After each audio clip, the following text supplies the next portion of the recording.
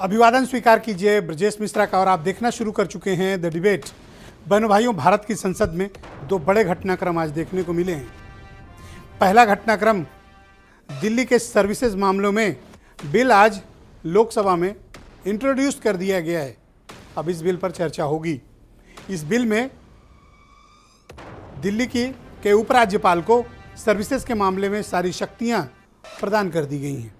अगर ये कानून की शक्ल में आता है बाहर, तो निश्चित तौर पर यह दिल्ली की आम आदमी पार्टी की सरकार के लिए बहुत बड़ा झटका होगा। दूसरा मुद्दा संसद के भीतर हुआ है कि 8, 9 और 10 अगस्त को अविश्वास प्रस्ताव यानी नो कॉन्फिडेंस मोशन पर वृहद 3 दिन की चर्चा। और ये 3 दिन विपक्ष के लिए और सत्ता पक्ष के लिए भी बहुत बड़ी चुनौती और बहुत बड़ा राजनीतिक संग्राम लेकर आ रहा है। तो अब से लेकर 10 तारीख तक इस देश की राजनीति में कई भूचाल आने वाले हैं। आज हमारी चर्चा का मुख्य केंद्र बिंदु यही है। बहन भाइयों, आज दिल्ली के सर्विसेज मामले में बिल को इंट्रोड्यूस कर दिया गया लोकसभा के भीतर। क्या है दिल्ली सर्विसेज मामलों का विवाद और इसमें क्या कानून से केंद्र सरकार को लाभ हो रहा है और क्या किस कानून की वजह से आम आदमी पार्टी की राज्य सरकार को बहुत नुकसान होने जा रहा है। दरअसल 5 जजों की बेंच ने यह आदेश दिया था कि दिल्ली में सर्विसेज मामले राज्य सरकार में नहीं थे और राज्य सरकार ही देखेगी। इसके बाद से लग रहा था कि आम आदमी पार्टी की दिल्ली सरकार के पास ताकत आ गई है और वो अपना काम को आगे बढ़ाएंगे, अपने एजेंडा को भी आगे चलाएंगे। लेकिन इससे पहले कि यह कानून लागू होता, भारत की सरकार अध्यादेश लाकर सुप्रीम कोर्ट के आदेश को टर्न डाउन कर दिया और अध्यादेश को आज बिल की शक्ल में सदन में प्रस्तुत कर दिया गया। दोनों सदन से बना, राष्ट्रपति की मुहर लगी तो यह कानून बनेगा। कानून इस बात के लिए अधिकृत करता है दिल्ली के उपराज्यपाल को कि सर्विसेज मामलों के मुखिया वही होंगे। और भी बड़े आमूलचूल परिवर्तन इस बिल में किए गए हैं। यानी मंत्रिपरिषद द्वारा निर्णय लिए गए निर्णयों की भी समीक्षा करने का अधिकार उपराज्यपाल और उनके द्वारा तैनात किए गए अधिकारियों के द्वारा लिए जाएंगे। यानी एक तरीके से दिल्ली की सरकार के पास कोई अधिकार बचेगा नहीं, ज़्यादा बचेगा नहीं, थोड़े बहुत अधिकार होंगे, उनका कोई मतलब नहीं होगा। तो इस बिल को लाने के पीछे मकसद क्या है? क्या भारतीय जनता पार्टी ने दिल्ली में आम आदमी पार्टी का रास्ता रोकेगी ये इस कानून के जरिए, या फिर अभी ये मामला सुप्रीम कोर्ट में भी विचाराधीन है? इस पूरे अध्यादेश के प्रकरण को लेकर जुडिशियल रिव्यू के लिए सुप्रीम कोर्ट में याचिका पेंडिंग है। आम आदमी पार्टी कहती है कि संविधान संशोधन हो रहा है इसमें और इसके लिए 2/3 की मेजॉरिटी चाहिए और देश के संविधान को अध्यादेश के जरिए बदला नहीं जा सकता। ऐसे तर्क दिए जा रहे हैं। अब संवैधानिक एक्सपर्ट्स इस पर ओपिनियन देंगे कि इसमें कितनी दम है, लेकिन यह भी एक सच्चाई है कि यह प्रकरण सुप्रीम कोर्ट में विचाराधीन है। यदि कानून बना भी तो अंतिम निर्णय भारत की सर्वोच्च अदालत के पास होगा और अब कानून बनने की शक्ल में बात आगे बढ़ चुकी है। और दूसरा प्रकरण नो कॉन्फिडेंस मोशन, अविश्वास प्रस्ताव पेश हो चुका है। तारीख भी नियत हो चुकी है 8, 9, 10 अगस्त और 10 तारीख को अंत में प्राइम मिनिस्टर की स्पीच होगी। प्राइम मिनिस्टर को जवाब देना होगा। तो ये मणिपुर प्रकरण को लेकर जो लंबे वक्त से खींचतान चल रही थी, सदन में हंगामे चल रहे थे, अब एक तारीख निश्चित हो गई है। तो अब ये उम्मीद की जानी चाहिए कि भारत की संसद ठीक से चले। अब 8 और 9, 10 को तो चर्चा होगी ही होगी। तो उम्मीद ये की जा रही है कि कल से संसद का चलेगी और ये जो दिल्ली सर्विसेज मामले का विवाद भी और बढ़ेगा। यानी अब अपोजिशन के पास 2 आइटम्स हैं जो इनके बड़ी ताकत है उसके पास जिस प्रकरण पर उठाने की। पहला दिल्ली सर्विसेज मामला और दूसरा नो कॉन्फिडेंस मोशन, जिसमें समस्त प्रकार के विषय, सरकार के कामकाज और इन सब पर सवालिया निशान उठाने का वक्त विपक्ष को हासिल होगा। लेकिन एक पक्ष ये भी है कि नंबर ऑफ एमपीज में भारतीय जनता पार्टी और उसके घटक दल लोकसभा में बहुत हैं। तो जो टाइम अलाटमेंट होगा, तो अगर 40% टाइम इनको मिलेगा तो 60% टाइम भारतीय जनता पार्टी और उनके घटक दलों को भी मिलेगा। तो अब से लेकर 10 तारीख तक सदन बड़ा दिलचस्प होने जा रहा है। आज हमारी चर्चा का विषय यही है। कुछ स्टेटमेंट सुन लें आप। हमारे संविधान ने इस सदन को संपूर्ण सत्ता दी है कि दिल्ली राज्य के लिए किसी भी कानून को लेकर आने की। सर्वोच्च न्यायालय ने स्पष्ट किया है कि संसद दिल्ली संघ राज्य क्षेत्र के लिए कोई भी कानून बना सकता है। देश में, दिल्ली में खास तौर पे डेमोक्रेसी को बाबूक्रेसी में बदल देता है। यानी कि दिल्ली को अब दिल्ली की चुनी हुई सरकार नहीं चलाएगी, चंद यूपीएससी पास बाबू और उपराज्यपाल चलाएंगे। सारी शक्तियां चुनी हुई सरकार से छीनकर बीजेपी द्वारा अपॉइंटेड उपराज्यपाल में लीन करने का प्रयास इस बिल के माध्यम से किया जा रहा है। एक सिंपल बिल से आप संविधान को अमेंड नहीं कर सकते। तीसरा, ये theory of separation of powers का वायलेशन है। चौथा यह है कि सर, सुप्रीम कोर्ट का 4 जुलाई 2018 का 5 जजेस का जजमेंट है। तो इसीलिए मैं ये कहता हूं कि ये इस हाउस को लेजिस्लेटिव कॉम्पिटेंस नहीं है, इसलिए मैं इस बिल की मुखालिफत कर रहा हूं। जो व्यक्ति, जो प्रधानमंत्री सदन में रहकर जवाब देने के बजाय ये बाहर जवाब देते हैं, बाहर हमको टीका टिप्पणी करते हैं। अरे भाई, आप सदन में आओ, अपनी बात रखो, हम भी उसको उत्तर देंगे। बहनों भाइयों, इस पर चर्चा को आगे बढ़ाते हैं। मेरे साथ आलोक अवस्थी उत्तर प्रदेश में भारतीय जनता पार्टी के प्रवक्ता हैं, सुरेंद्र राजपूत कांग्रेस के प्रवक्ता हैं, फराज किदवई समाजवादी पार्टी से हैं, मेरे साथ अनुराग मिश्रा भी जुड़ रहे हैं, आम आदमी पार्टी के प्रवक्ता हैं, और जाने माने पत्रकार केपी मलिक जी मेरे साथ मौजूद हैं, वीरेंद्र सिंह जी हमारे स्टेट हेड। कुछ और भी मेहमान मेरे साथ थोड़ी देर में भी शिरकत करेंगे। बहुत शुक्रिया और धन्यवाद आप सभी का इस कार्यक्रम में मेरे साथ सम्मिलित होने के लिए। आलोक अवस्थी जी, कार्यक्रम की शुरुआत में आपसे करना चाहता हूं और पहला सवाल यह है कि क्या कोई अध्यादेश लाकर देश के संविधान में संशोधन किया जा सकता है, और अगर हाँ तो कौन सा हक अख्तियार हासिल है कानून में या संविधान में या लोकसभा की नियमावली में किस तरह का विधेयक बिल प्रस्तुत किया गया सदन के भीतर?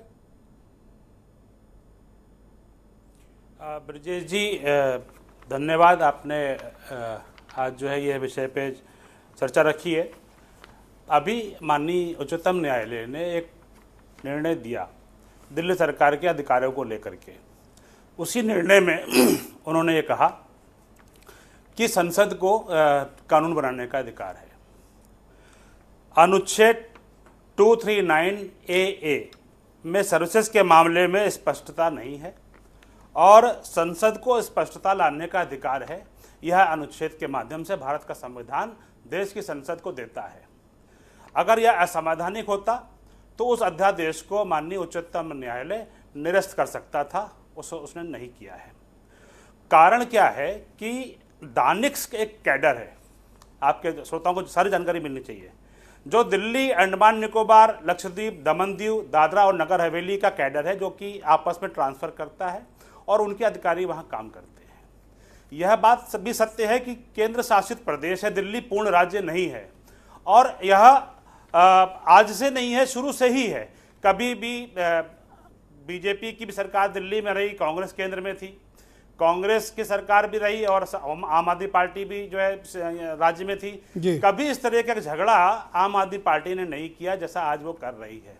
कारण क्या है कि मूल मंत्र उनका है अराजकता फैलाना, और जिनको वो चोर कहते थे, जिनकी फाइलें बगल में दबा के घूमते थे, आज उनके साथ खड़े हैं, उनके बगल में खड़े होकर के आज जो है वो आरोप लगा रहे हैं।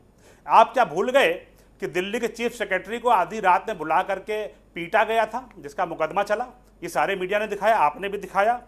सुप्रीम कोर्ट के आदेश के बाद यह क्या देखा नहीं आपने कि उसी दिन रात के 12 बजे कमरा खुलवा करके सतर्कता की जो फाइलें, जो जांच चल रही थी, उन अधिकारियों को डराया धमकाया गया।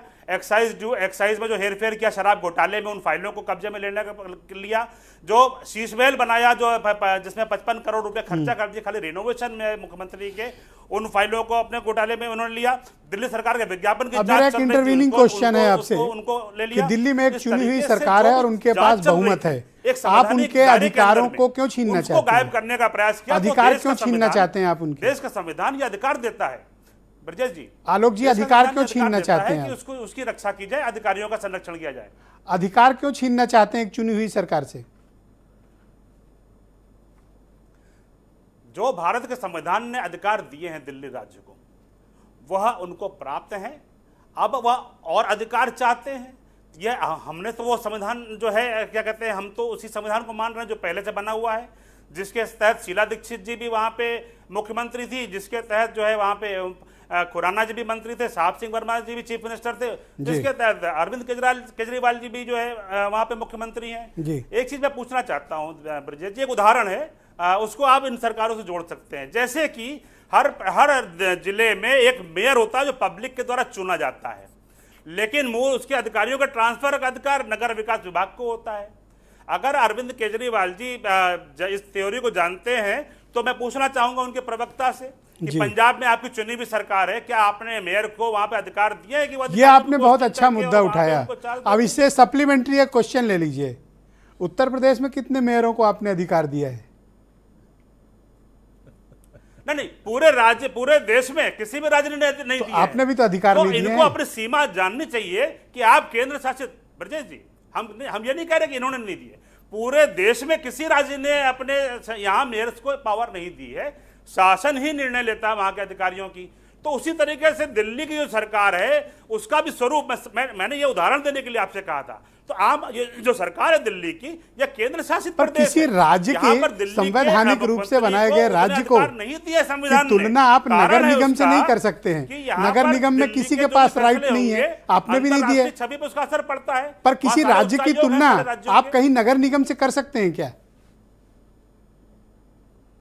नहीं, जो अधिकारों की बात आती है तो दिल्ली प्रदेश जो है कि केंद्र शासित प्रदेश है, जो अधिकार पांडिचेरी को है, जो अधिकार दमन एंड दीव को है, और जो इस तरीके के जो और भी जो केंद्र शासित दानिश के अंदर जो राज्य आते हैं उनको जो अधिकार है। एक लास्ट इस राउंड का आपसे एक अंतिम सवाल है, आप मणिपुर पर चर्चा से बचना चाह रहे थे, टोपी पहनाने का काम करते हैं आप मणिपुर पर जन लोकपाल की टोपी लगा। अब इस राउंड का लास्ट सवाल है आपसे आलोक जी, आप मणिपुर पर चर्चा से बचना चाह रहे थे, यहाँ नो कॉन्फिडेंस मोशन आपके सामने आ गया, अब तो 3 दिन बात होगी, जो काम आपका 4 घंटे में हो जाता है वो आपने 3 घंटे खुद ही ले लिया। ब्रजेश जी, हम भी चाहते थे चर्चा हो, हमारे नेता लगातार 9 दिन से संसद में कह रहे हैं कि हम चर्चा के लिए तैयार हैं, आप चर्चा करिए जी। विपक्ष को खाली हंगामा करना है और वो हंगामा कर रहे हैं। जब चर्चा करने का हम उनसे कह रहे हैं, ये भी नहीं कह रहे कि 2.5 घंटे की चर्चा होगी, समय बढ़ाने की भी बात हो गई, ये भी कहा गया कितना भी आप करना चाहें कर लीजिए। और ये बहुत अच्छा है कि जो है इन्होंने नो कॉन्फिडेंस लेकर के आए हैं। सरकार अब सभी विषयों पर चर्चा बहुत बहुत धन्यवाद आपका, बहुत शुक्रिया। सारी बातें आएंगी, कांग्रेस और उनके दल जो बात कहना चाहते हैं वो भी कहेंगे और हम भी अपनी बात कहेंगे। धन्यवाद। डॉक्टर अनुराग मिश्रा आम आदमी पार्टी के प्रवक्ता हैं, मेरे साथ मौजूद हैं। तो बिल तो आज इंट्रोड्यूस हो गया है डॉक्टर अनुराग मिश्रा, और कल से इस पर चर्चा शुरू होगी। बीजेपी और उनके पार्टनर्स और अलाइज और उनके घटक दलों का स्पष्ट कहना है कि ये संविधान संशोधन नहीं है, ये सिर्फ पॉलिसी इश्यूज हैं जिनको वो अध्यादेश के जरिए भारत की संसद में प्रस्तुत कर रही है। आप इसे कैसे संविधान संशोधन मानते हैं, ये तथ्य और तर्क आपको साबित करना होगा। ब्रजेश जी, जिस कानून को लेकर के, जिस सर्विसेज के मैटर को लेकर के लगातार हम माननीय सुप्रीम कोर्ट में लड़ते रहे और 5 जजों की खंडपीठ ने, संवैधानिक खंडपीठ ने जो निर्णय दिया उसको 8 दिन भी बर्दाश्त नहीं कर पाए माननीय मोदी जी। दरअसल में भारतीय जनता पार्टी पूरी तरीके से अहंकार में डूबी हुई है, न इनको संविधान से लेना देना है, न इनको कानून व्यवस्था से लेना देना है। आज वो बैठ करके भारतीय जनता पार्टी के प्रवक्ता पर मुझे हंसी आती है कि आज वो कहानी गढ़ करके मनोरंजक कहानियां हमको सुना रहे हैं कि हम चीफ सेक्रेटरी के साथ क्या करते हैं, हम किसके साथ क्या कर रहे हैं, हम फाइलों के साथ क्या कर रहे हैं। इनको शर्म नहीं आती कि आज मणिपुर में आज सुप्रीम कोर्ट में इनकी सरकार ने खुद बताया कि 3 मई से लेकर 5 मई के बीच में 59 लोगों की हत्याएं हुई।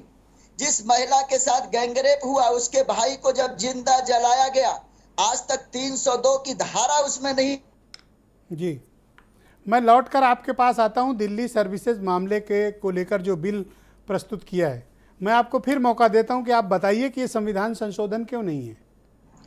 ये बिल्कुल संविधान संशोधन इसलिए है, संविधान संशोधन कर रहे हैं और संविधान संशोधन इस तरह से कर नहीं सकते। पर सुप्रीम कोर्ट तो आप गए थे, आपको कोई रिलीफ तो मिली नहीं थी? नहीं, सुप्रीम कोर्ट में हमारी बातें चल रही हैं। सुप्रीम कोर्ट में हम अपने तर्क रख रहे हैं। अब मुझे पूरा भरोसा है कि सुप्रीम कोर्ट से हमारी जीत जो पहले भी हुई है अभी भी होगी। बहुत शुक्रिया आपका डॉक्टर अनुराग मिश्रा, हमारे साथ जुड़े रहिएगा। कार्यक्रम को आगे बढ़ाते हैं। सुरेंद्र राजपूत कांग्रेस के सीनियर लीडर और प्रवक्ता हैं। सुरेंद्र जी, स्वागत आपका। आज जब बिल इंट्रोड्यूस हुआ तो मैंने गौरव गोगोई का स्टेटमेंट सुना। कांग्रेस पार्टी इसको असंवैधानिक मानती है, गलत मानती है और ये मानती है कि ये बिल गलत तरीके से प्रस्तुत किया गया है। आप लोग तो आम आदमी पार्टी से लड़ते रहे, आज उनके साथ खड़े हैं। दो चीज़ें बड़ी स्पष्ट हैं ब्रजेश जी, कम से कम आपको ये बात नहीं कहनी चाहिए। निश्चित तौर पर हमारे आम आदमी पार्टी से कई मुद्दों पर मतभेद हैं, राजनीतिक मतभेद हैं, लेकिन क्या हम अपने राजनीतिक मतभेदों के लिए उनको संविधान विरोधी काम करने दें भाजपा के लोगों को? क्या हम अपने राजनीतिक कुछ मतभेदों के लिए लोकतंत्र की हत्या करने दें भाजपा को? क्या हम अपने राजनीतिक मतभेदों के लिए पूरे के पूरे देश का, संसद का अपमान करने दें भारतीय जनता पार्टी को? नहीं करने देंगे जी। बहुत साफ सी बात है। हमारे हो सकता है छोटे मोटे मतभेद हैं और हम लड़ेंगे भी, आगे भी लड़ेंगे। हम पंजाब में भी लड़ रहे हैं, दिल्ली में भी लड़ रहे हैं, ऐसी बात नहीं। लेकिन हम गठबंधन में भी हमारे साथ वो आए हैं, मायावी ताकतों का सामना करने के लिए आए हैं। इस बिल में क्या इलीगलिटी मानते हैं? दो चीजें बड़ी स्पष्ट हैं। पहली बात, जिस चीज को सुप्रीम कोर्ट ने कह दिया था कि साहब दिल्ली की ट्रांसफर पोस्टिंग का अधिकार उनके मुख्यमंत्री यानी चुनी हुई सरकार को, उस चीज को आलोक अवस्थी जी ने आज बहुत क्लियर कर दिया। बड़े अच्छे इंसान है आलोक अवस्थी। इन्होंने कहा कि हम दिल्ली के मुख्यमंत्री को मुख्यमंत्री नहीं मानते, मेयर है। ये अहंकार जो भारतीय जनता पार्टी का है कि दिल्ली के मुख्यमंत्री को, चुने हुए मुख्यमंत्री को उसकी हैसियत बताना है कि उसको हम सिर्फ मेयर से ज्यादा नहीं मानते हैं, ये इस बिल का सबसे बड़ी प्रॉब्लम है इनकी। सुप्रीम कोर्ट ने जब कहा कि भाई उसके अफसरों को आप बदल सकता है दिल्ली का मुख्यमंत्री, तो उसके बाद सुप्रीम कोर्ट को भी इन्होंने, और 5 जजेस की बेंचों ने कहा था, जब उन्होंने कहा था तो आप बेवजह की बातें कर रहे हैं, आप मान जाते। लेकिन आप तो चूंकि इतने अहंकार में हैं, जैसे जब हम लैंड एक्विजिशन बिल लेकर के आए थे, हमने पास भी करा लिया, इनकी सरकार आई, इन्होंने कॉरपोरेट्स के लिए, इन्होंने अपने पूंजीपति मित्रों के लिए 5 काले कानून लागू कर दिए उसमें। तो हम जनता में गए तो इनको वापस ऑर्डिनेंस के जरिए। दिल्ली में कांग्रेस पार्टी की 15 साल सरकार रही जी, ये स्थिति तो कभी नहीं आई थी। यही तो मैं कह रहा हूं आपसे। ऐसा क्या था आप में? और बीजेपी की भी तो सरकार थी। मैं आपसे, वो जो सबसे बड़ी बात थी, जो पुरानी सरकारें थी, चाहे कांग्रेस की सरकार रही हो, चाहे इवन भारतीय जनता पार्टी की सरकार रही हो, जिसके अंडर में शीला जी की भी सरकार थी कुछ समय के लिए, ये लोग लोकतंत्र को मानते थे, ये लोग लोकतंत्र को लोकतांत्रिक तरीके से ये जो सरकार है ये डिक्टेटोरियल एटीट्यूड में है कि माइट इज राइट, आप मेरी बात मानिए वरना आप गलत हैं। आप अगर मेरे पक्ष में हैं तो आप राष्ट्रभक्त हैं, अगर आप मेरे विरोध में हैं तो राष्ट्रद्रोही। ये तो कभी अटल जी की सरकार ने नहीं किया।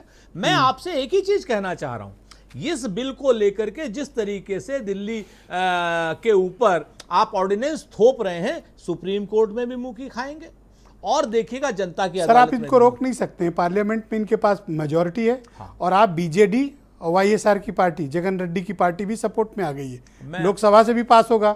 122 उनके पास राज्यसभा में है सपोर्ट। सर देखिए, कैसे आप रोक पाइएगा? हम तो दो चीजें जानते हैं, हम अपनी पूरी ताकत से, तन से, मन से, उपलब्ध धन से, सारी चीजों से इस बिल का लोकतांत्रिक तरीके से विरोध करेंगे। धन से सर? हाँ बिल्कुल करेंगे, क्यों नहीं करेंगे। भाई सुप्रीम कोर्ट में अगर लड़ाई लड़नी पड़ेगी तो वकीलों को पैसा देना पड़ेगा ना। बिल्कुल ठीक, आप बात समझिए। आप अच्छा किया आपने क्लैरिटी दे दी। हाँ हाँ बिल्कुल। और हमारे साथ बहुत इस पर मायावी ताकतों से लड़ना है, मायावी ताकतों से लड़ना, इंडिया ही लड़ पाएगा मायावी ताकतों से। और इंडिया का एक महत्वपूर्ण घटक आप पार्टी भी है। हम तो इंडिया को इस मायावी एनडीए से लड़ने के लिए प्रस्तुत करेंगे। हार या जीत कहते हैं ना कि फैसला 8, 9 और 10 अगस्त जी 3 दिन नो कॉन्फिडेंस मोशन पे अब चर्चा तय हो गई है जी।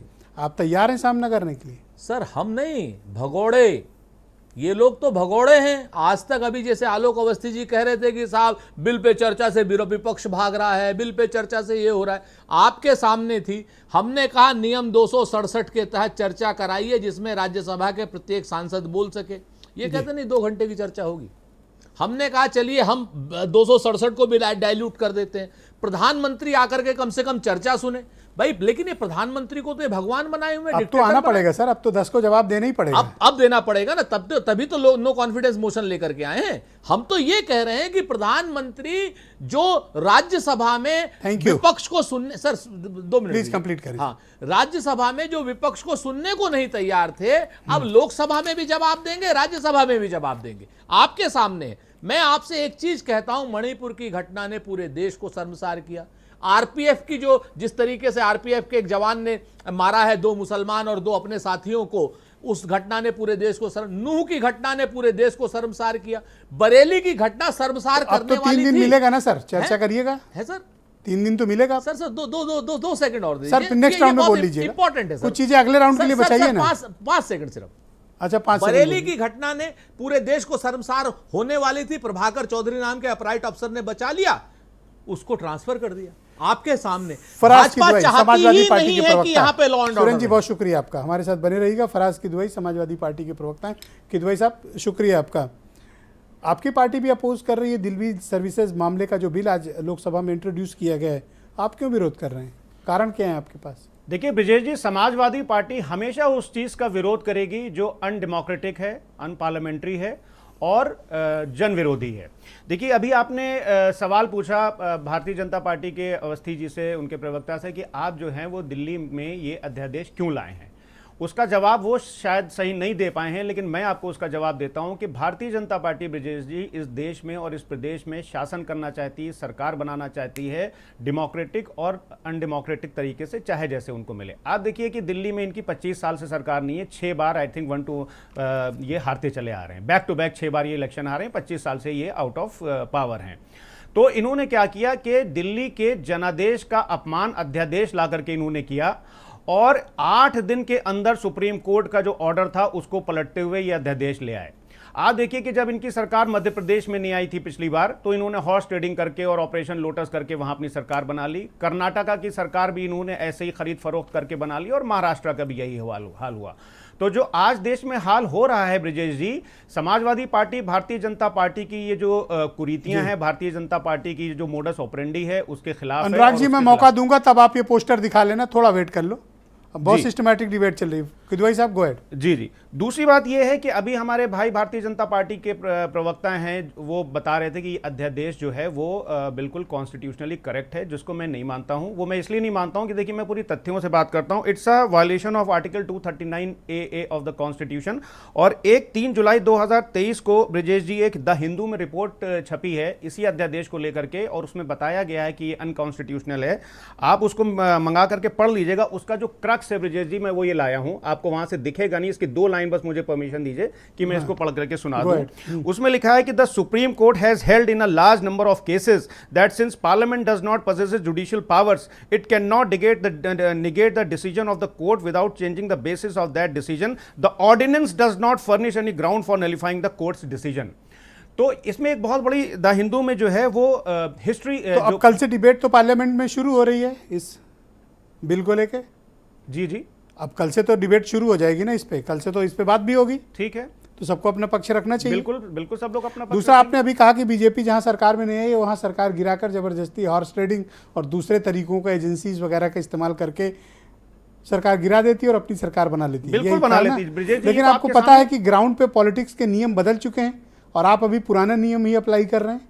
आप मतलब अपोजिशन, नियम बदल चुके हैं। देखिए नियम क्या है कि भारतीय जनता पार्टी जिस तरह से, अब आप देखिए इसको एक अगर पूरा एनालिसिस करिएगा पिछले 50 साल का ब्रिजेश जी, तो जब कोर्ट ने इंटरवेंशन किया है किसी बड़े मामले में, अगली बार उसकी सरकार गई है। आप देखिए कि 1970 के दशक में जब इंदिरा गांधी जी की सदस्यता गई थी और उसके बाद में इमरजेंसी लगी, इमरजेंसी लगने के बाद क्या हुआ कि वो आउट ऑफ पावर हो गई। सर यही बात आप लोग यूपी के लिए कहते थे कि यहाँ बैक टू बैक कभी सरकार नहीं आई, बीजेपी थंपिंग मेजोरिटी के साथ सरकार में आई, योगी आदित्यनाथ दोबारा से मुख्यमंत्री। यहाँ तो रिपीट नहीं होता है। तो देखिए मिथक टूट रहे हैं और ग्राउंड के नियम बदले हैं, आप उन नियम को नहीं समझ रहे हैं सर। नहीं ब्रिजेश जी, हम लोग जब कोई मुझ जैसा पत्रकार सवाल करता है आप लोग इरिटेट हो जाते हैं। नहीं, बिल्कुल इरिटेट नहीं हो रहे ब्रिजेश जी, और आप अपना काम बाखूबी कर रहे हैं। लेकिन भारतीय जनता पार्टी की सरकार जिस तरह से पिछले 9 साल से मोदी जी की सरकार देश में है ब्रिजेश जी, और जिस तरह से उत्तर प्रदेश की बदले हुए नियम के तहत आप लोग खुद को प्रिपेयर क्यों नहीं कर रहे हैं?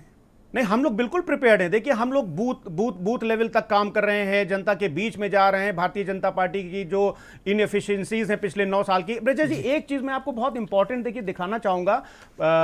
भारतीय जनता हमारे जो प्रधानमंत्री जी हैं, अक्सर ये बोला जाता है कि वो चुप क्यों हैं, वो मन की बात खाली करते हैं, जनता के मन की बात नहीं सुनते। ब्रजेश जी बहुत इंपॉर्टेंट चीज है, प्लीज मुझे दिखाने दीजिए। ये इंडियन एक्सप्रेस है 23 जुलाई का, इसमें तलवीन सिंह जी का एक आर्टिकल छपा है। इन्होंने प्राइम मिनिस्टर, इनकी एक बुक लॉन्च थी और उसमें प्राइम मिनिस्टर साहब ने इन्होंने कुछ बात की थी। इन्होंने पूछा कि जो लिंचिंग हो रही है देश में, उस पर प्राइम मिनिस्टर साहब से पूछा कि आप इस पे क्यों नहीं बोल रहे हैं। उसका जवाब ब्रजेश जी प्राइम मिनिस्टर ने ही ऑन रिकॉर्ड इंडियन एक्सप्रेस में, तलवीन सिंह में नाम ले रहा हूं, उन्होंने लिखा हुआ है कि 1-to-1 प्राइम मिनिस्टर से बात हो रही है। प्राइम मिनिस्टर बोलते हैं, तलवीन सिंह जी बोलती हैं कि during this conversation I asked prime minister why he had said not one word of condemnation about the horrifying lynching. His answer was that something bad happened every day in the country somewhere or other in India and if एक अंतिम सवाल है आपसे।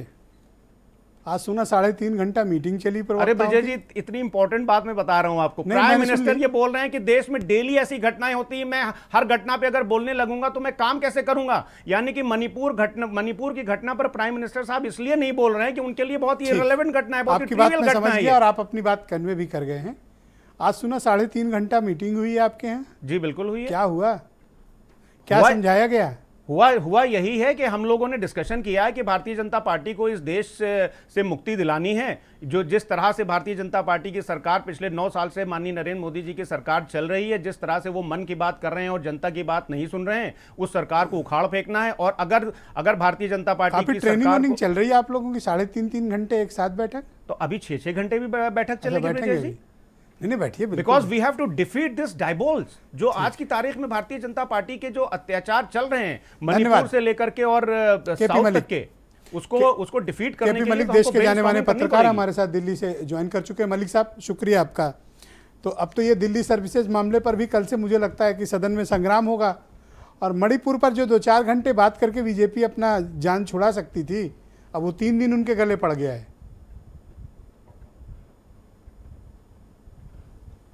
ब्रजेश जी मुझे लगता है कि Bharatiya Janata party ने एक ऐसी गुगली दिल्ली का जो ये विधेयक लेके आ रही है, इसके जो मणिपुर पे भारतीय जनता पार्टी एक ही सब्जेक्ट पे घिरती, अब 2 सब्जेक्ट आ गए और ज़्यादा चर्चा दिल्ली के बिल पे होगी ना कि मणिपुर पे।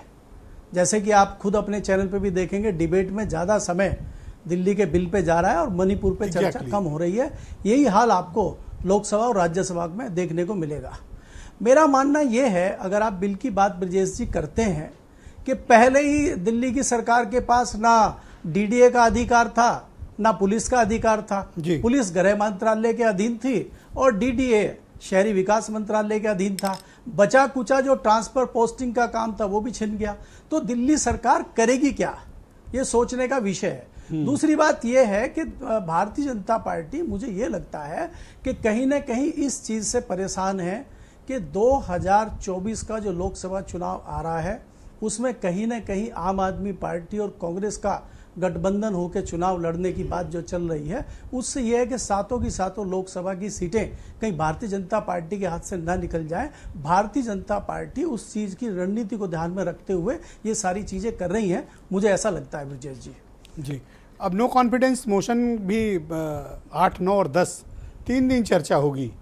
ये एक कदम बीजेपी के लिए नुकसानदायक है या फायदेमंद है? देखिए ब्रजेश जी, अगर आप देखें, मुझे लगता है कि कहीं ना कहीं ये विपक्ष की एक बहुत बड़ी जीत है। वो अविश्वास प्रस्ताव लेके आए और प्रधानमंत्री को मजबूर होना पड़ा है हाउस के दोनों सदनों में जवाब देने के लिए।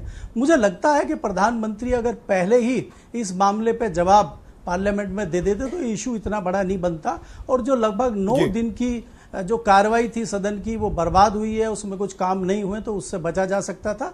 लेकिन मैं फिर कहता हूं, जैसे कि मैं लगातार कहता रहता हूं, कि देखिए ये राजनीतिक दलों की नूरा कुश्ती है, ये राजनीति होती है संसद में, और वो खाली सत्ताधारी दल करे ऐसा नहीं है, उसमें विपक्ष भी राजनीति करता है। क्योंकि देखिए आपको मालूम है कि आने वाला चुनाव सबके लिए बहुत महत्वपूर्ण है, तो उसमें तमाम जो राजनीतिक दल हैं, चाहे बड़े हों, कहीं ना कहीं आउट ऑफ सिलेबस क्वेश्चन है सर। आज एक खबर चल रही है कि उन्होंने कह दिया है कि अब आरएलडी से गठबंधन नहीं करेंगे। तो अब आप वाली पार्टी से तो गठबंधन हो नहीं रहा, अब कैसे मतलब अब?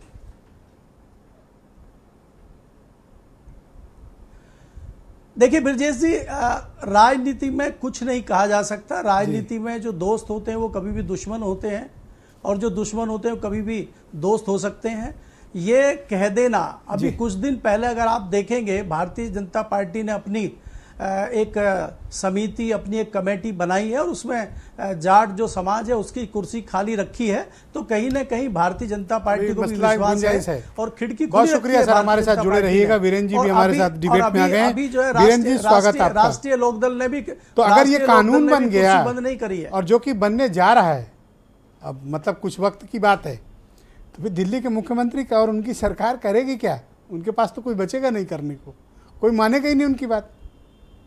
बिल्कुल, देखिए मेयर हो जाएंगे मेयर। जब सरकार के और पास आलोक जी कोई ने आज पुलिस कंपैरिजन है भी नहीं, किया, ना उसके पास कोई तबादला का अधिकार बचेगा, तो नाली नापदान तो सभासद भी साफ कराते हैं, मुख्यमंत्री कोई काम ही नहीं बचता है। दिल्ली जैसे जगह पर सरकार का किसी का होना अब ये बड़ा सवाल पैदा करता है कि दिल्ली में कोई सरकार होनी चाहिए या केंद्र के अधीन पूरी दिल्ली रहनी चाहिए। देश की राजधानी है, पूरी दुनिया के राजनयिक लोग आते हैं, बहुत सारी ज़रूरतें रहती हैं केंद्र सरकार की अपने हिसाब से। दिल्ली का जो अर्धराज का दर्जा है, या तो इसको समाप्त कर देना चाहिए, वहाँ पर चुनी हुई कोई सरकार ना रहे और सेंट्रल गवर्नमेंट के हिसाब से ही वहाँ पर होना चाहिए काम। क्योंकि अब जो जितना मेयर के पास अधिकार है उससे भी कम अधिकार मुख्यमंत्री के पास रह गया है। दिल्ली में बीजेपी को झटका तब लगा जब वो मेयर का चुनाव हार गई एमसीडी के इलेक्शन में, तो उसने समझ लिया कि यहाँ पर केजरीवाल 3 बार से मुख्यमंत्री कैसे बन रहे हैं। अब या तो केजरीवाल के अधिकार कम हो और या फिर जो है उनसे लड़ाई लड़ी जाए। तो अब स्वाभाविक है कि भाई 2 राज्यों में आम आदमी पार्टी की सरकार आ चुकी है, लेकिन दिल्ली का मामला बहुत पेचीदा है, संवेदनशील भी है, क्योंकि प्रधानमंत्री से लेकर केंद्र की पूरी सरकार वहां रहती है। तो अब तो इस पर विचार करना चाहिए, देश में चर्चा आनी चाहिए कि दिल्ली में चुनाव ना हो या दिल्ली को केंद्र के पूरी तरह से अधीन कर दिया जाए। ऐसा मुख्यमंत्री किस काम का जिसके हाथ में नाखून ही ना हो, सर तक ना खुजला सके, तो वो तो किसी का कुछ बिगाड़ नहीं सकता। तो पत्थर पे कल को उनका नाम तक नहीं छपेगा, मेयर उनसे ज्यादा ताकतवर है। तो ये बड़ी विचित्र स्थिति है और भाजपा के लिए केजरीवाल एक बड़ी चुनौती बने हैं, इसमें कोई शक नहीं है, क्योंकि उन्होंने पंजाब में चुनाव जीता, गुजरात में भी वो बहुत मजबूती से लड़ने गए, वहाँ पर कई विधायक जिताए, तो वो एक बड़ी राष्ट्रीय पार्टी के तौर पर आगे बढ़ रहे थे, तो उनको रोकना तो है ही है। सियासत में हमेशा ये हुआ है, अन्याय अत्याचार, जो लोग ताकत में रहते हैं, जो पार्टियां केंद्र में, वो हमेशा अपने हिसाब से निर्णय लेती हैं, विपक्षियों को अत्याचार लगता है। आपको याद होगा कि पहले सरकारें बर्खास्त कर दी जाती थी, अब तो वो परंपरा खत्म हो गई, धारा 356 वाली। अब इस तरह से कानून बैठे जाते हैं। तो केजरीवाल एनडीए गठबंधन में आकर बीजेपी के सामने जो चुनौती दे रहे थे, उसमें ये बहुत बड़ा ऑर्डिनेंस उसके लिए, उनके लिए अब चुनौती बन गया। अच्छा देखिए, विपक्ष भी इसमें बिखरा है, ये विपक्ष को इसमें उतनी ताकत नहीं मिल पाई जो उन्होंने घूम के सोचा था इकट्ठा करेंगे। तो ये ऑर्डिनेंस पास हो जाएगा, उपराज्यपाल के पास सारे अधिकार रहेंगे।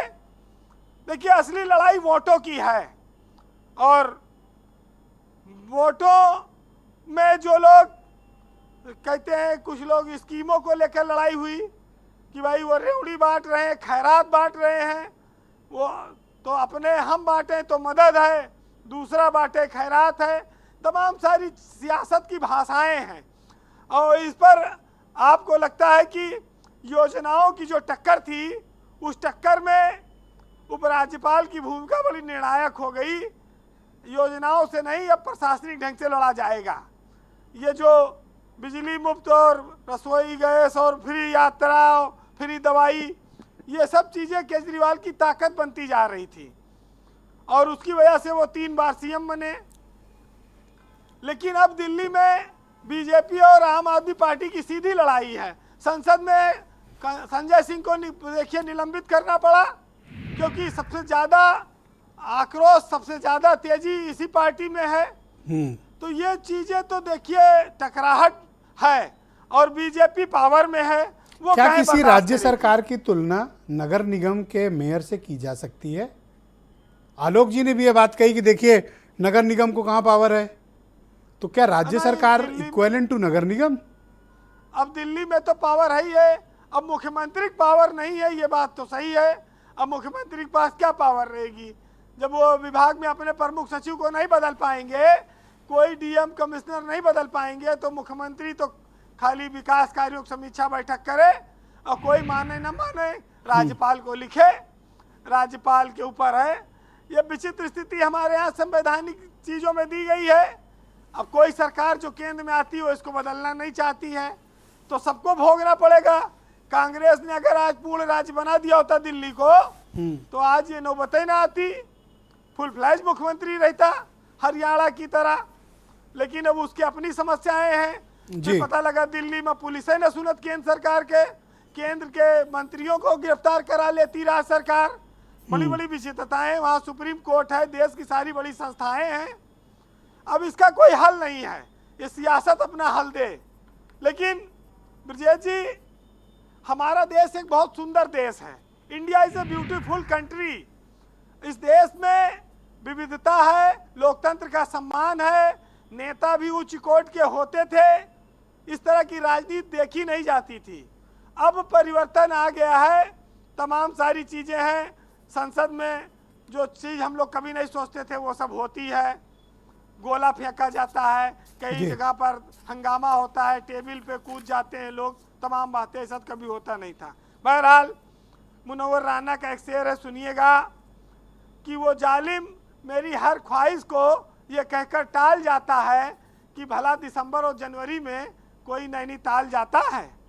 और मुनासिब है कि तुम भी पहले आदमखोर बन जाओ, कहीं संसद में कोई खाने चावल दाल जाता है, और वजारत के लिए हम दोस्तों का साथ मत छोड़ो, इधर इकबाल आता है उधर इकबाल जाता है।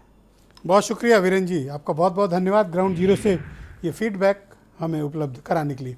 बहनों भाइयों, आज हम चर्चा कर रहे हैं कि लोकसभा में दिल्ली सर्विसेज मामले का बिल गृह मंत्री की तरफ से इंट्रोड्यूस किया गया और कल उस पर चर्चा होगी। अगर ये कानून बन जाता है तो दिल्ली की अरविंद केजरीवाल सरकार के पास कोई खास अधिकार बचेंगे नहीं, सारे अधिकार बाबुओं में और उपराज्यपाल में निहित हो जाएंगे।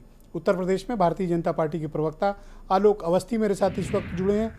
आलोक जी, चुनी हुई सरकार से उसके अधिकारों की वापसी, कल को अगर मान लीजिए कि आज नहीं कल आपकी भी सरकार अगर बनी तो ये नियम तो आप पर भी लागू रहेंगे, ये कानून आप पर भी लागू रहेंगे, और अगर अपोजिशन की सरकार केंद्र में रही तब तो फिर आपको भी भुगतना पड़ेगा ये जो आप उनको सबक देना चाहते हैं।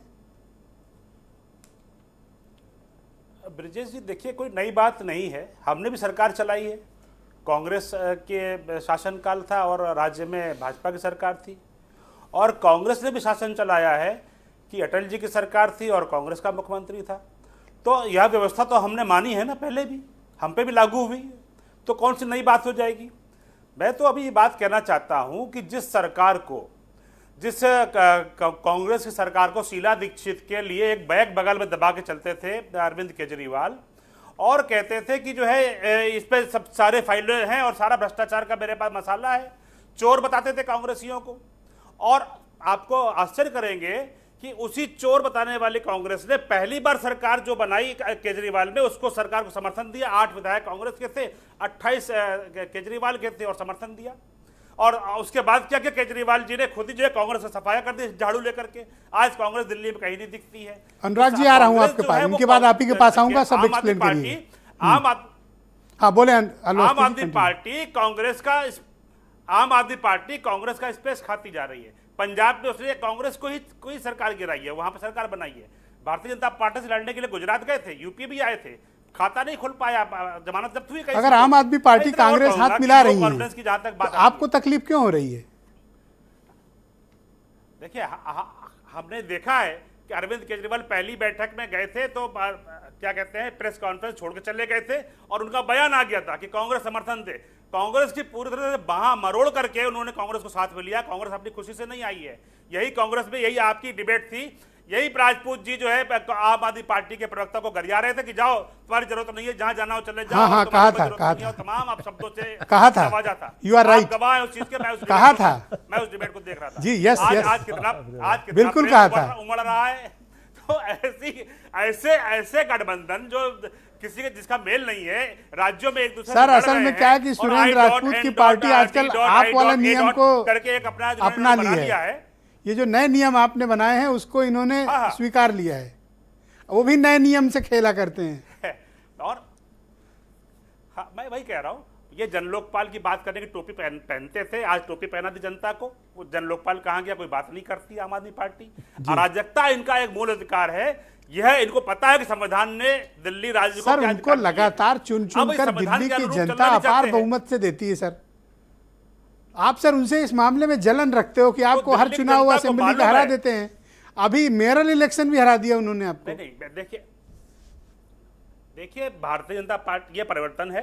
भारतीय जनता पार्टी तीन बार से वहां पे हमारा मेयर होते थे, कोई बात नहीं, हम हार गए, एक्सेप्ट किया है हमारे। डॉक्टर अनुराग मिश्रा, लेकिन ब्रजेश जी जिस नैतिकता की बात करती थी आम आदमी पार्टी, उस नैतिकता को छोड़ करके जिस कांग्रेस को चोर बताती थी, वो कांग्रेस आज इनको गोदी में उठा के घूम रही है। ऐसी क्या मजबूरी है? हाँ, बताइए भाई डॉक्टर अनुराग मिश्रा, क्या दिखा रहे थे आप?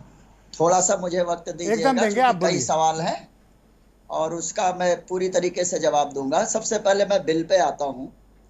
जो ये बिल ले आ रही है भारतीय जनता पार्टी, आपने इनकी दुखती नब्ज पर हाथ रखा है कि 3 बार से लगातार आप जिसको अराजक बता रहे हैं, जिस अरविंद केजरीवाल को झूठा बता रहे हैं, उसी अरविंद केजरीवाल की ये ताकत थी कि 3 बार लगातार इनको परास्त किया दिल्ली में हमने। मेयर के चुनाव में भी ये बुरी तरह से हारे हुए हैं और पूरी तरह से बौखलाए हुए हैं। और कम से कम नैतिकता की बात करना तो इनके मुंह से बिल्कुल शोभा नहीं देता है। इन सबको अच्छी तरह से पहचान ले, जिसके खिलाफ हमने नहीं, खुद भारतीय जनता पार्टी ने बड़े बड़े दावे किए थे। और इसमें जो ये अजीत पवार जी के बारे में अभी सिंचाई घोटाला को लेकर के हमारे प्रधानमंत्री जी कहते हैं कि एक भी भ्रष्टाचारी छूटेगा नहीं, इनको जेल के भीतर डालेंगे। और उसके बाद क्या हुआ महाराष्ट्र में, ब्रजेश जी भूल गए लोग, नहीं हुआ डिप्टी सीएम बीच में नहीं बोले। कितना महीनों से एक सेकंड आलोक जी आप में इतना सब्र होना चाहिए कि आप अपोजिशन की सुने। ठीक, आलोक जी सुनो उनकी बात। हाँ बोलिए भाई। मैं सुन रहा हूँ, लेकिन नहीं आप सुनो उनकी बात। नहीं बोला था, अब आप सुनिए। आलोक जी मैं आपके बीच में नहीं बोला था, मैं आपके सारे प्रश्नों का जवाब दे रहा हूँ, आप बिल्कुल परेशान न हो। मैं ये मानता हूँ कि राजनीतिक दल कोई भी हो, राजनीतिक दलों में अगर कोई भी भ्रष्टाचार किया है, कोई भी बेईमानी किया है, कोई चोरी किया है, उसको हम 0 टॉलरेंस पर चलते हैं। हमने खुद अपने यहाँ कार्रवाइयाँ की हैं अपने राजनीतिक दल में, इससे हम कहीं पीछे नहीं हटते। आज सवाल इस बात का है कि ये जो बिल आया है ये देश के लोगों के खिलाफ, लोकतंत्र के खिलाफ आया है। 2 करोड़ लोगों, जो दिल्ली की 2 करोड़ जनता है, उनके स्कूल पर चोट है, उनके अस्पताल पर चोट है, उनकी सुविधाओं पर चोट है। और भारतीय जनता पार्टी ये डर्टी पॉलिटिक्स कर रही है, इसको शर्म नहीं आ रही है। और इस तरह का ये जितने भी हथकंडे अपना रहे हैं, इससे अरविंद केजरीवाल को रोक नहीं पाएंगे। अगर ये कानून बन जाए तो इससे अच्छा आप विपक्ष में ही बैठ जाओ, फिर इसके बाद तो कुछ बचेगा नहीं। इनको विपक्ष में ज्यादा प्रभावशाली रहोगे। इनको कानून बनाने दीजिए। पहली बात तो पूरी ताकत से इनके कानून को रोकेंगे राज्यसभा में। और अगर नंबर नहीं है, आप रोक नहीं पाओगे। बीजेडी ने उनका सपोर्ट कर दिया, वाईएसआर ने सपोर्ट कर दिया, इनको बुरी तरह से नहीं रोक पाओगे। इनके पास नंबर बहुत है। इनका 2024 नहीं रोक नहीं पाओगे। नहीं तो लोकतंत्र में जनता जवाब देती है। ये जितना अनर्गल काम कर रहे हैं आप अरे लाए तो हो जनता का बहुमत, क्या मिला? कानून बदल रहा है ना। कानून बदल रहा है तो जो कानून बदलने वाले उनको बदल देंगे 2024 में। इंडिया से पेट में दर्द हो रहा है ना। इन्होंने अपने खुद ट्विटर हैंडल पे लिखे हैं बीजेपी फॉर इंडिया। धन्यवाद सुरेंद्र राजपूत मेरे साथ मौजूद। धन्यवाद, बहुत बहुत शुक्रिया सुरेंद्र राजपूत जी। तो अब तो ये तय है कि एक इंडिया अलायंस जो बना है उसमें आम आदमी पार्टी और कांग्रेस एक फोरम पे आ गई हैं। सर आलोक जी को ये दिलचस्पी जानने में कि पंजाब और दिल्ली में कैसे सीटों का बंटवारा करोगे? विशेष भाई 3-4 चीजें आपने आज कही बड़ी महत्वपूर्ण, मुझे लग रहा है पहले आपकी बात का एक जवाब दे दूं। Please go. आपने कहा कि साहब खेल के नियम बदल गए, तो क्या मतलब निर्लज्जता खेल का नियम हो गया है, बेशर्मी खेल का नियम हो गया है, नीचता खेल का नियम हो गया है, खेल का नियम पोचिंग हो गया है कि उठाओ विधायकों को और अगर ना उठा पाओ ईडी लगा दो, ना ईडी लगा पाओ जैसे आपके यहाँ भेज दिए थे इनकम टैक्स लगा दो, 56 ग्राम सोना पकड़ करके आपको 3 दिन वो कर दो, परेशान कर दो, ना कुछ कर पाओ तो सीबीआई लगा दो। आप अगर खेल के नियमों को ये मानते हैं तो मुझे ऐसा लगता है ये खेल के नियम नहीं है, ये तो आज की डेट में खेल के नियम वही पुराने थे, वो चाहे मनमोहन सिंह जी की सरकार हो, अटल जी की सरकार हो, राजीव गांधी जी की सरकार हो, नरसिम्हा राव की, इंदिरा जी, किसी की भी सरकार हो। एक इंटरप्शन है, एक इंटरप्शन है जी, बताएं ना सर। आपने भी तो खेल के नियम बदले हैं। कौन से? आम आदमी पार्टी से दोस्ती। अरे हमने तो कहा कि जिनके हमारा खिलाफ लड़े, जिन्होंने आपका सब छीन लिया। अरे मेरी बात सुनिए, मैं तो जिनको आप गाली देते थे सर आज उनके साथ मैं तो हम तो बदला हुआ नियम तो लगा नहीं। हम तो मान रहे हैं कि मायावी ताकतों से लड़ने के लिए हम कमजोर हैं, हम तो खुद ही कह रहे हैं, हम तो कह रहे हैं कि हमें सबका, हमको नल का, नील का, कोल का, भील का, आदिवासी का, अगड़े का, पिछड़े का, सबका क्या नाम हमारे नया नियम है सर, जिसको लेकर आप मुझसे नाराज हो रहे हैं। यही नया नियम है। देखिए सर, मजबूत नया नियम की एक कड़ी है सर। मजबूत आदमी से लड़ने के लिए तो रावण रथी बिरथ रघुबीरा, जब रावण से लड़ने के लिए विरथ रघुबीरा को नल की, नील की, कोल की, भील की सबकी आवश्यकता पड़ी थी ना सर जी। तो हमने वो लड़ाई लड़ी और हमने मायावी, मैं दूंगा आप समय, अपने जवाब दीजिएगा, आप बिल्कुल समय दीजिएगा, आप दीजिएगा जवाब प्लीज। के साथ इसी तरीके से लड़ेंगे। नहीं, नाम नहीं लिया उन्होंने, नाम नहीं लिया, और नाम नहीं मायावी लिया, बिना नाम के बोला, बिना नाम के लिए बोला। बोलिए क्या सर, उनके लिए शब्दों का प्रयोग ढंग से करें। ओके, बोलिए सुरेंद्र जी, कंटिन्यू। किसके लिए? ये कह रहे हैं कि आपने प्रधानमंत्री को रावण कहा है। अरे प्रधानमंत्री को हमने कहा, हम तो अपने आप को नल, नील, कोल, भील कह रहे हैं, पिछड़े कह रहे हैं, दलित कह रहे हैं, अल्पसंख्यक कह रहे हैं। हम प्रधानमंत्री को तो रावण, आलोक, अवस्थी कह रहे हैं, हमने तो कहा ही नहीं। हमारे तो प्रधानमंत्री हमने तो कहा मायावी शासन को अंत करने के लिए। अरे आलोक भाई, आप भी हमारी तरफ आ जाइए, आप भी हमारी तरफ आ जाइए। अब आप प्रधानमंत्री को रावण कहने लग गए, हमने नहीं कहा सर, आपने कहा मुद्दे पर रहो सर। हमने कहा कि हम तो कमजोर लोग हैं, हम नल, नील, कोल, भील को इकट्ठा करेंगे, हम सब गरीबों को, पिछड़ों को, आदिवासियों को, सबको इकट्ठा करेंगे और उसके बाद मायावी शासन का अंत करेंगे। हमने रावण दोस्ती में बंटवारा कैसे करोगे, ये थोड़ी दिलचस्पी है सबकी। ये दोस्ती में बंटवारा सीटों का कैसे होगा? सर एक चीज जान लीजिए, इनकी किसी चीज में दिलचस्पी नहीं है। ये आज की डेट में भाजपा इस कदर आवाम पर एहसान करती है, वो आंखें छीन लेती है और चश्मेदान करती है। ये आंखें छीन करके, अंधा बना करके चश्मे दे देते हैं काले रंग के। कहते हैं कि साहब आपको किसानों की आय दुगनी हो जाए, किसानों का कर्ज 3 गुना कर देते हैं। ये लोग कहते हैं कि सबको मकान मिल जाएंगे, लोगों की गरीबी 28 करोड़ लोग गरीबी रेखा के नीचे कर देते हैं। लोगों को कहते हैं कि दुनिया की इकोनॉमी, सर दुनिया की इकोनॉमी 5वें नंबर की कर दी, लेकिन प्रति व्यक्ति आय दुनिया में 130वें नंबर की है भारत की। मैं आपको बताऊं, ये परिस्थितियां ये लोग पैदा कर रहे हैं। सबको ये हनुमान जी का लंगोट दे देंगे, कपड़ा अपना आपका भी उतर जाएगा सर, जान लीजिए। सर कैसी बातें कर रहे हैं सर, हनुमान जी का ऐसे ना बोलें। अरे मैं हनुमान जी का लंगोट तो भावनाओं को भी ध्यान रखें। अरे हनुमान जी का लंगोट आवेश में ऐसी नहीं बोलना चाहिए सर। हनुमान जी का लंगोट तो अच्छा।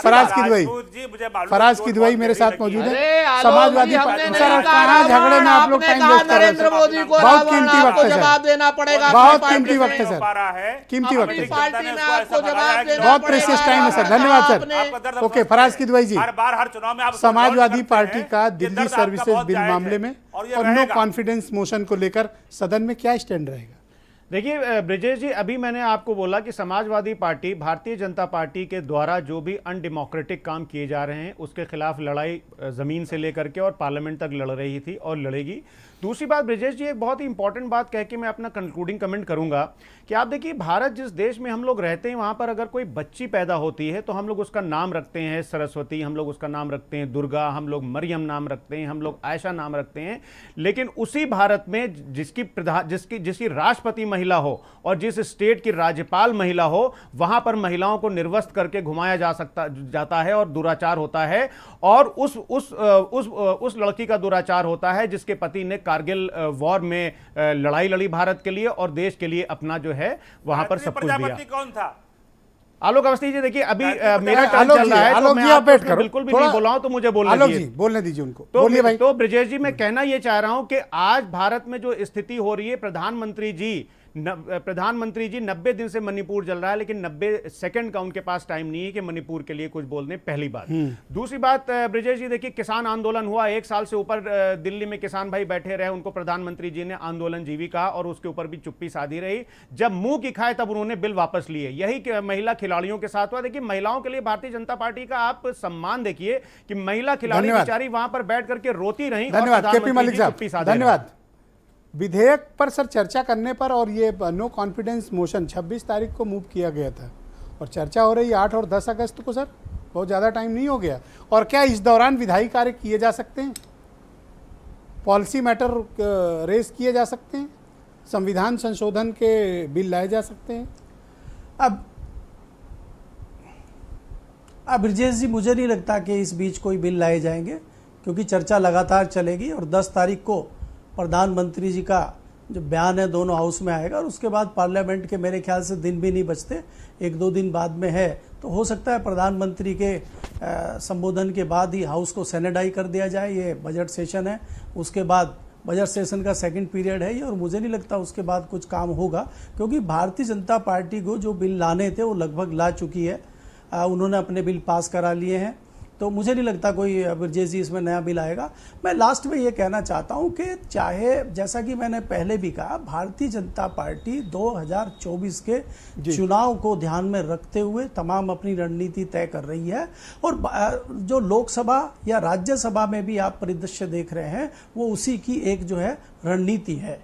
तो भारतीय जनता पार्टी, मैंने जैसा कहा कि चाहे वो आम आदमी पार्टी हो, चाहे कांग्रेस हो, चाहे तमाम दूसरे दल हों, तो उनको भी वो साध रही है। सर, अब दिल्ली के जैसे बिल की बात कर, भारतीय जनता पार्टी के विरोध में टीआरएस और जेडीएस दोनों हाउसेज में एक दिन या 1.5 दिन तो चर्चा करनी ही पड़ेगी। नहीं, बिल्कुल ये चर्चा तो होगी, इसमें 3 दिन चर्चा होगी। नो कॉन्फिडेंस मोशन पे आएंगे, क्वेश्चन आवर के बाद जो है बहस चलेगी। जी, थैंक यू, बहुत शुक्रिया आपका सर। सवाल दोहराइए ब्रिजेश जी, शुक्रिया आपका सर। आलोक अवस्थी जी, 20 सेकंड है आपके पास, आप कुछ कहना चाह रहे थे, गो अहेड। 20 सेकंड। ब्रिजेश जी, मैं ये कहना चाह रहा हूँ कि जब आपका नजरिया दोहरा हो जाए, महिला अपराधों में आज राजस्थान नंबर 1 पर है। हमने देखा है कैसे वहाँ पर जो है महिलाओं के अपराध होता है, उसके बाद उनके परिवार के साथ मार दिया जाता है। तुष्टीकरण की राजनीति के तहत कन्हैया लाल की गर्दन रेत दी जाती है। 1 by 1 सर, उसकी चर्चा नहीं होगी। मणिपुर के ऊपर 1 by 1 सर। मलिक साहब क्यों हंस रहे हैं? मामा शिवराज से जी, पूछिए। 1 by 1 सर, पूछिए सर, मामा शिवराज जी से। प्रधानमंत्री जी ने कहा था लोकसभा के शुरुआत धन्यवाद से बात करते हुए, और राजस्थान की जो आप बात कर रहे हैं, 3 महिलाओं अपराध है और उसमें हम किसी को छोड़ेंगे नहीं। और आप चर्चा की बात कर रहे हैं, सरकार लगातार वहां काम कर रही है और वहाँ पर जो है आज जो है वहाँ शांति का वातावरण बनता जा रहा है। और यह मणिपुर की समस्या आज की नहीं है, क्या 100 दिन और 6 महीने। बहुत बहुत धन्यवाद। ये आपस में सर लड़ने का प्लेटफॉर्म नहीं है सर, एक करके अपनी बात रखनी चाहिए। आप सबका बहुत शुक्रिया और बहुत बहुत धन्यवाद मेरे साथ इस परिचर्चा का हिस्सा बनने के लिए। बहुत बहुत शुक्रिया। और बहनों भाइयों, आप सबका भी बहुत बहुत धन्यवाद। इन दिनों संसद पर नजर रखिएगा, बड़ी दिलचस्प बहसें आपको दिखाई देंगी। धन्यवाद, नमस्कार।